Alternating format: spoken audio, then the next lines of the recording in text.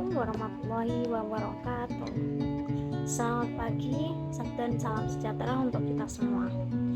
Yang saya hormati ibu, bapak, guru, dan teman-teman mahasiswa dan pelajar yang saya banggakan. Pernahkah kalian merasa lelah secara batin padahal tidak melakukan aktivitas berat? Atau pernahkah merasa sedih, cemas, dan hampa dalam waktu yang cukup lama? Padahal tidak masalah yang besar yang terjadi, atau mungkin kalian pernah mendengar istilah stres, depresi, atau burnout, tapi masih menganggap itu adalah hal yang biasa, bahkan dianggap sebagai bentuk kelemahan atau sesuatu yang memalukan untuk dibicarakan. Hingga saat ini masih banyak di antara kita yang memahami kesehatan hanya sebatas kondisi fisik yang sehat, tidak sakit, dan mampu beraktivitas.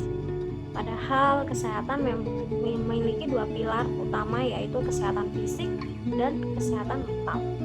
Sayangnya pilar kedua ini seringkali terabaikan, dianggap sepele, atau bahkan menjadi topik tabu. Oleh karena itu, pada kesempatan kali ini izinkan saya menyampaikan pidato dengan judul Kesehatan Mental Remaja, Investasi Bukan Sekedar Permasalahan. Masa remaja dan awal dewasa adalah masa transisi, masa di mana terjadi banyak perubahan baik secara fisik, emosional, maupun sosial. Di masa ini kita dianggap pada tekanan akademik, tuntutan, pergaulan, ekspektasi, keluarga, hingga pengaruh gencar dari media sosial.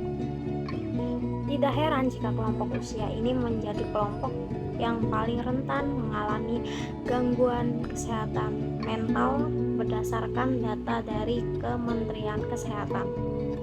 Melalui survei Indonesia National Adolescent Mental Health Survey INMS tahun 2022 sebanyak 34% atau sekitar 15 juta remaja di Indonesia yang mengalami masalah kesehatan mental dalam 1 tahun terakhir, dan 5,5% di antara yang mengalami gangguan mental berat. Angka ini bukanlah angka yang kecil, teman-teman.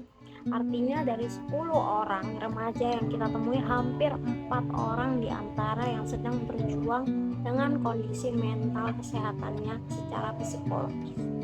Jika kita melihat skala global data dari Organisasi Kesehatan Dunia pada tahun 2025 memperkuat hal tersebut, laporan WHO menyatakan bahwa 1 dari 7 remaja usia 10-19 tahun di seluruh dunia mengalami gangguan kesehatan mental, dan kondisi ini menjadi penyebab utama beban penyakit serta kematian dini pada kelompok usia tersebut.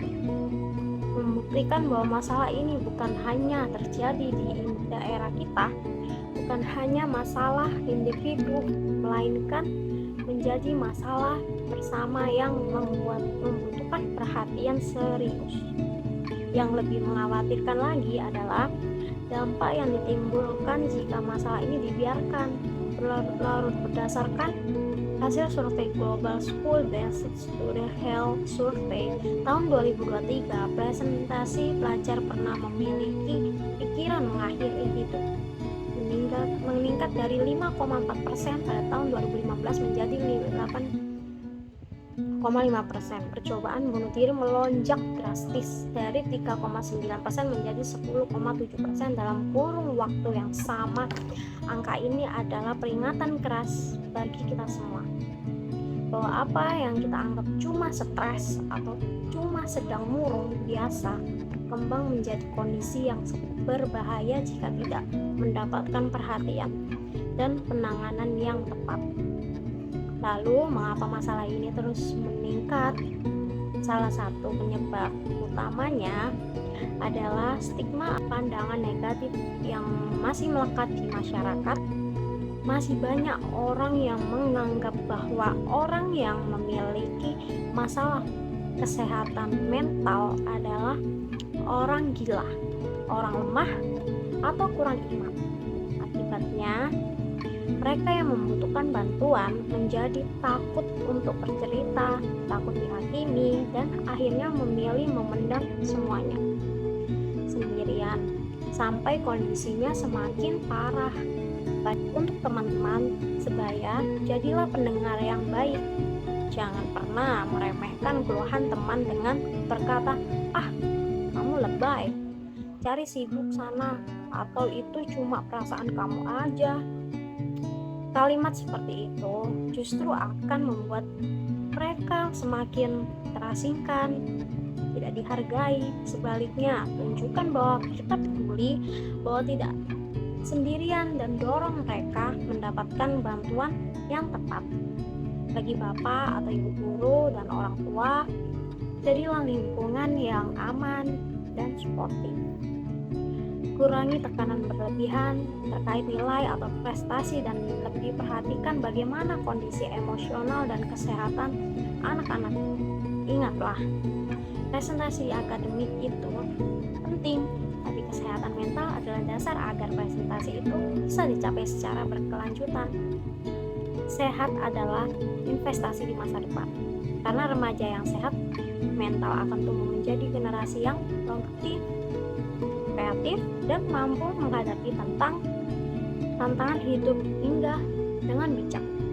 Teman-teman, bapak, ibu sekalian, kesehatan mental bukanlah aib, bukan kelemahan, dan bukanlah hal yang harus ditutup-tutupi. Dia adalah hak asasi setiap manusia dan menjadi kunci kualitas hidup yang baik. Mari kita ubah cara pandang kita, hilangkan stigma, dan mulai peduli. Mulailah dari diri sendiri, mulailah dari hal kecil, dan sebarkan kepedulian ini kepada semua orang sekitar kita.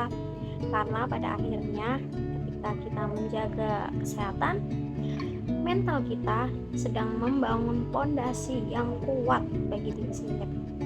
Sekian yang dapat saya sampaikan. Apabila ada kata-kata yang kurang berkenan, saya mohon maaf sebesar-besarnya. Terima kasih atas perhatiannya. Assalamualaikum warahmatullahi wabarakatuh.